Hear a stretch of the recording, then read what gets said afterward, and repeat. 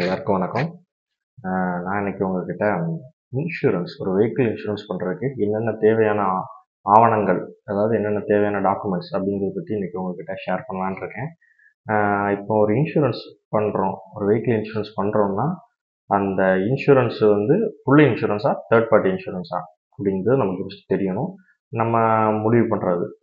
இப்போ third party இன்சூரன்ஸாக இருந்தால் வெஹிக்கிளோட RC book, either book type பழைய மாடல்னா புக் டைப்பு, புது மாடல்னா கார்டு டைப்பில் வருது, chip based card, front and back அந்த இது வேணும்.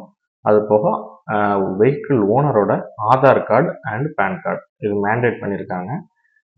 ஸோ தேர்ட் பார்ட்டி இன்சூரன்ஸுக்கு இந்த 3 போதும்.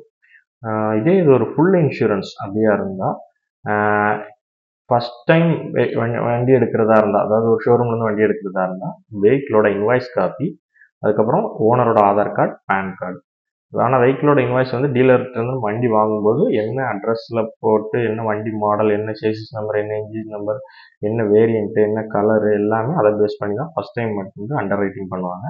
ஸோ ஃபஸ்ட் டைம் நம்ம இன்வாய்ஸ் வச்சு டீலர்கிட்ட இன்சூரன்ஸ் பண்ணுறதா இருந்தாலும் சரி, நம்ம இன்சூரன்ஸ் பண்ணுற ஓனாக வேறு யார்கிட்டயோ கொடுத்து இன்சூரன்ஸ் பண்ணுறதா இருந்தாலும் சரி, இன்வாய்ஸ் காப்பியில் என்ன டீட்டெயில்ஸ் கரெக்டாக இருக்கணும். அப்படி அதை பேஸ் பண்ணி ஆர்சி புக் வரும். ஆர்சி புக் பேஸ் பண்ணி தான் வருஷம் இன்சூரன்ஸ் வரும்.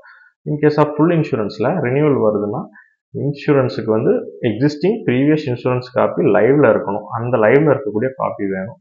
அது போக Aadhaar card, pan card, RC book, front and back.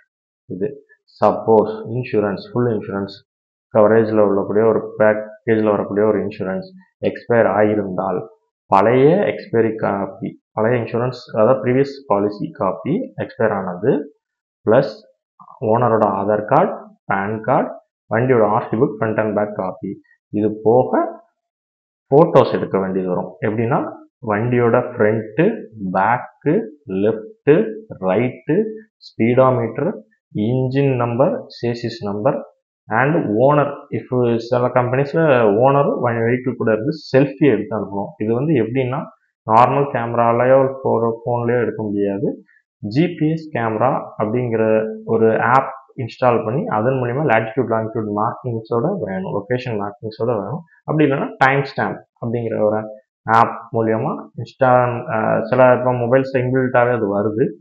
அப்படி இல்லாத பட்சத்தில் கட்டாயமாக ஜிபிஎஸ் மேப் கேமரா, அதில் வந்து நேமு, லொக்கேஷனு, ஸ்ட்ரீட் நேமு, பிளேஸோட எக்ஸாக்ட் இதோட ஜிபிஎஸ் மேப்பிங்கோட வரும்.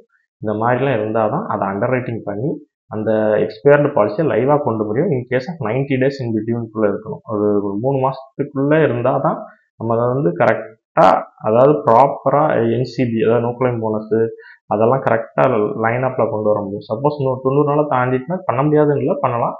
பட் நம்ம வந்து கொஞ்சம் பெனிஃபிட்ஸ் நமக்கு கிடைக்காது. இங்கே போக சர்வேயர் அண்டர் ரைட்டிங் தேவைப்படலாம் சில வெஹிக்கிள்ஸ். ஸோ இது ரொம்ப முக்கியமான விஷயம்.